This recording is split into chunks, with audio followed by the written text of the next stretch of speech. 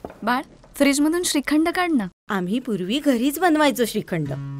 त्याची चवच वेगळी होती. आता काय सगळं रेडीमेड. आजी, हे श्रीखंड खाऊन बघ.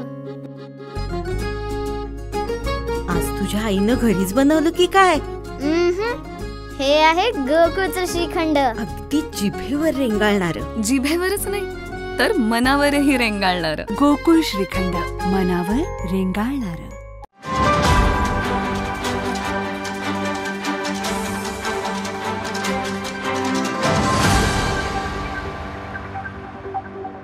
परवाच 15 तारखेला झालेल्या महाराष्ट्र राज्याच्या मंत्रिमंडळ विस्तारामध्ये मला मंत्रिपदाची शपथ घेण्याची संधी मिळाली आणि मला माझ्या मतदारसंघातील मतदारांनी आणि विशेषतः महालक्ष्मी छत्रपती शाहू फुले आंबेडकर यांच्या आशीर्वादाने ही पुन्हा एकदा संधी मला मिळालेली आहे. अंबाबाईकडे साकडं आम्ही घातलं की बाबा आता जे आम्ही हातामध्ये काम घेणार आहोत ते अतिशय प्रामाणिकपणानं जनतेच्या हिताचं आणि महाराष्ट्राला पुढं नेण्यासाठी आम्हाला कठोर परिश्रम घ्यावे लागणार आहेत. त्यामध्ये आम्हाला यशप्राप्ती द्यावी असा संकल्प आम्ही केलेला आहे.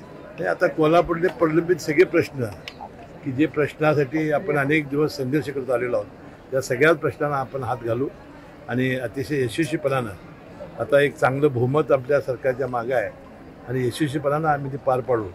आणि कोल्हापूर जिल्ह्यात 2 आता आम्ही मंत्री झालो आहोत. प्रकाश आंबेडकर साहेब आणि आम्ही निश्चितपणानं जिल्ह्याला चांगला न्याय देऊ आणि सर्वसामान्य आणि गोरगरीब यांचा जो विश्वास आहे तो तसुभरी ठरणार नाही अशा प्रकारचा